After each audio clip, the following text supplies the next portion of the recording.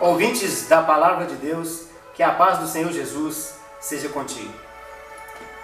A mensagem de hoje é o Tribunal de Cristo. Todos nós, os filhos de Deus, recebemos da sua glória.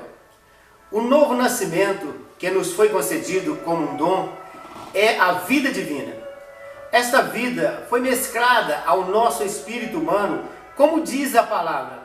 Aquele que se une ao Senhor é um espírito com Ele. 1 Coríntios 6,17. Mas não devemos pensar que Deus fez isso por acaso. Ele nos entregou tamanha riqueza com um grande propósito, que é ser um testemunho no lugar em que vivemos. Ao interceder pelos crentes, antes de ir à cruz, ele disse: assim como tu me enviaste ao mundo, também eu os enviei ao mundo. João 17:18. Portanto, recebemos uma rica provisão suficiente para cumprir um encargo glorioso. O Senhor havia cumprido a parte dele e agora coloca em nossas mãos a tarefa de levar a salvação às ovelhas e depois disto, ser edificado junto delas com a vida divina. Veja o que está escrito a respeito de Paulo e Apolo. Quem é Apolo e quem é Paulo? Servos, por meio de quem crestes, e isto conforme o Senhor concedeu a cada um. Eu plantei, Apolo regou, mas o crescimento veio de Deus. De modo que nem o que planta é alguma coisa, nem o que rega, mas Deus que dá o crescimento. Ora, o que planta e o que rega são um, e cada um receberá o seu galardão segundo o seu trabalho. 1 Coríntios 3, 5-8. Sem uma ordem de serviço, não existe prestação de contas. Mas, uma vez tendo recebido um encargo, temos de dar um relatório desse serviço a alguém. O Tribunal de Cristo é um assunto pouco falado no nosso meio. Mas o que é o Tribunal de Cristo? Na escola secular, nós estudamos, fazemos uma prova e depois recebemos um resultado. Na Igreja de Deus, desde a hora que levantamos da cama até quando voltamos a dormir, estamos fazendo uma prova. E o Tribunal de Cristo será quando estaremos diante do Senhor para receber esse resultado. É importante saber que o Tribunal de Cristo não é o juízo final. Estes dois tribunais acontecerão em tempos diferentes para julgar grupos de pessoas diferentes. O juízo final ocorrerá depois do milênio para julgar as pessoas do mundo. Porém, o Tribunal de Cristo é para resolver um assunto de família. Em primeiro lugar, não temos como tomar um atalho para escapar dele, porque todos nós compareceremos perante o Tribunal de Cristo para que cada um receba segundo o bem ou o mal que tiver feito por meio do corpo. 2 Coríntios 5:10. Segundo a palavra diz, o bem é o bem ou o mal. Como estás fazendo a sua prova? Muitos em nosso meio hoje tratam os irmãos de qualquer jeito, como se eles não fossem da família. No entanto, a matéria da nossa prova diz exatamente assim: tu, porque julgas o teu irmão, e tu, porque desprezas o teu, pois todos compareceremos perante o tribunal de Deus. Assim, pois, cada um de nós dará contas de si mesmo a Deus. Romanos 14, do 10-12.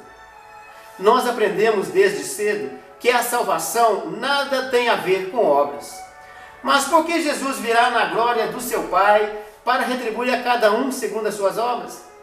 E porque ele confirma isso dizendo que vem sem demora e com ele está o galardão para retribuir a cada um segundo as suas obras? Mateus 16, 27 e Apocalipse 22, 12. Assim está escrito, porque as obras se referem ao reino e não à salvação. Veja este texto. Ele faz uma conexão entre o reino, o tribunal de Cristo e as obras. Nem todo que me diz Senhor, Senhor, entrará no reino dos céus, mas aquele que faz a vontade de meu Pai que está nos céus. Muitos naquele dia hão de dizer-me, Senhor, Senhor, porventura, temos nós profetizado em Teu nome, e em Teu nome não expelimos demônios, e em Teu nome não fizemos muitos milagres? Então lhes direi explicitamente, nunca vos conheci, apartai-vos de mim, os que praticais iniquidade. Mateus 7, do 21 ao 23. Esses que dizem Senhor, pertencem à igreja, porque foram salvos. Mas, infelizmente, optaram por trilhar um caminho largo, onde eles mesmos faziam as suas próprias regras. Não havia um compromisso diário de fazer a vontade do Senhor. Na verdade, o Senhor os conhecia muito bem, e creio até que os tenha exortado algumas vezes. Porém, Ele nunca os aprovou, pois a expressão apartai-vos de mim indica uma reprovação para o reino. A Bíblia também fala do tribunal de Cristo por meio de parábolas. Na parábola dos talentos, o texto diz que o encargo é segundo a capacidade de cada um, pois no dia da volta do Senhor, Ele ajustará contas com os seus servos. O servo bom, que tiver sido fiel no pouco, será aprovado e colocado sobre o muito. Em outras palavras, a obra que fazemos hoje é considerada o pouco, e a nossa atuação no governo desta terra é o encargo maior que nos será dado. Porém, se o servo viveu na ociosidade e na presença do Senhor, chegar com as mãos vazias, será reprovado. Mateus 25, do 14 a 30. Ainda para confirmar que o tribunal de Cristo envolve trabalho, temos a parábola dos trabalhadores na vinha.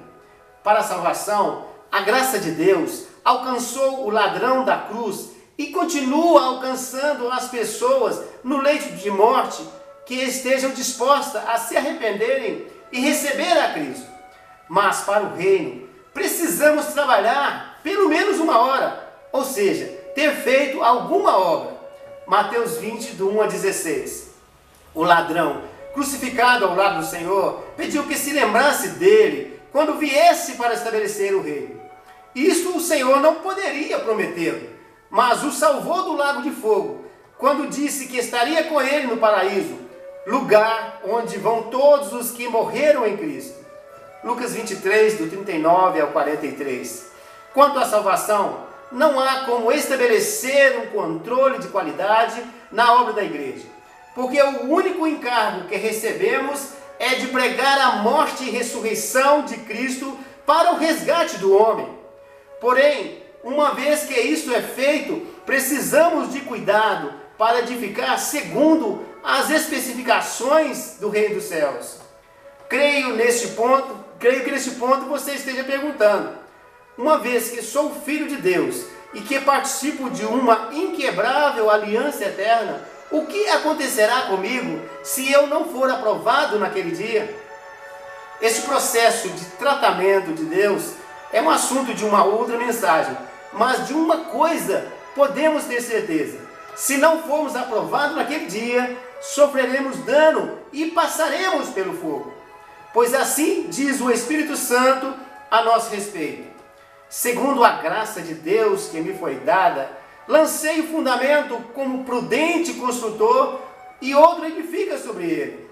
Porém, cada um veja como edifica, porque ninguém pode lançar outro fundamento além do que foi posto, o qual é Jesus Cristo. Contudo, se alguém edifica sobre o fundamento, é ouro, prata, pedras preciosas, palha, feno e madeira, a obra de cada um o dia a demonstrará, porque está sendo revelada pelo fogo. E qual seja a obra de cada um, o próprio fogo o provará. Se permanecer a obra de alguém que sobre o fundamento edificou, esse receberá galardão. Se a obra de alguém se queimar, sofrerá ele dano, mas esse mesmo será salvo, todavia, como através do fogo. 1 Coríntios 10, do 10 a 15. Aquele que ouve a palavra do Senhor e a pratica, constrói uma casa sobre a rocha e ela resistirá o teste do vento e da água. Mateus 7, 24 a 27. Na próxima mensagem, continuarei falando sobre o reino dos céus. Jesus é o Senhor.